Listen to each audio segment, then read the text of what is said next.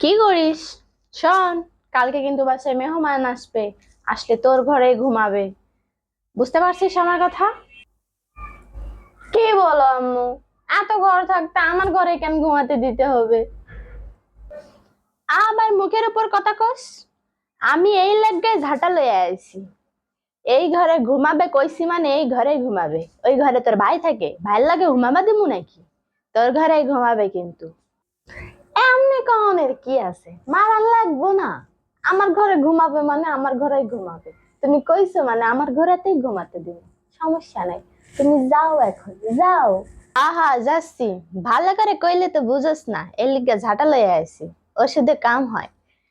ঠিক আছে, গেলাম আমি এখন। ঘর কিন্তু গুছাই রাখিস। এই যাত্রায় বাঁচি গেলাম, কিন্তু কালকে আমার কি হবে?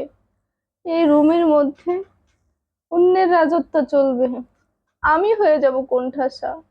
হায় খোদা, যত অত্যাচার আমার উপরেই সব হয়।